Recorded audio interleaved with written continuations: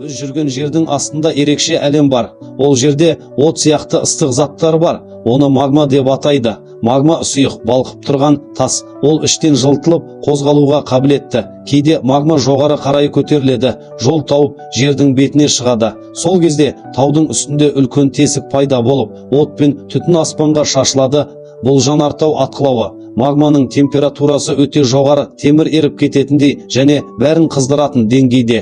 Жердің ішінде қысым көбейсе, магма өзіне кеңістік іздейді. Кейде ол жай ғана ағып, баяу лава өзенін жасайды. Ал кейде күшті жарылыстар болады, күл, тастар және газдар аспанға ұшады. Жанартау әрқашан қауіпті емес, кейбіреулері ұйықтап жатады, ал кейбіреулері баяу әрі тыныш ағып тұрады. Жанартаулар жаңа жер жасайды, лава суығанда қатайып, жаңа тастар мен таулар пайда болады. Гавай сияқты аралдарда жанартаулардың арқасында туындады. Жанартау жердің ішкі тынысы.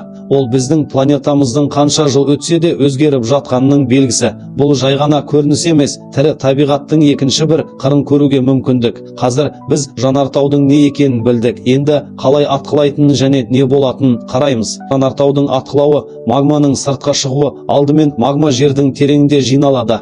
Қысым мен жылу көбейгенде ол жол іздеуге кіріседі. Магма жарқын қабаттар арқылы көтеріліп, әлсіз жерді тауып сыртқа шығады. Егер магма жай ғана ағып шықса, оны баяу атқылау дейміз. Бұл кезде қызыл лава таудан аққан өзен сияқты баяу төгіледі. Ол жақын жердегі өсімдіктер мен үйлерге зиян келтіруі мүмкін. Бірақ адамдарға алдын ала ескерту жасалса, қауіп азаяды. Егер магма газдармен бірге қатты қысыммен шықса, жарылғыш атқылау болады. Онда күл, тастар және ыстық газдар аспанға ұшады.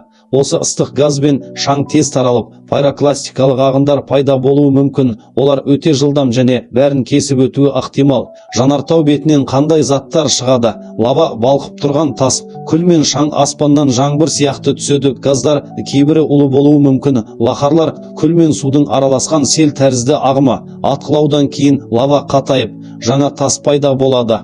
Уақыт өте өсімдіктер орнап, топырақ құнарланады. Сол себепті жанартаулар жаңа жерлер мен құнарлы жерлер береді, бірақ бастапқы сәтте олар өте қауіпті.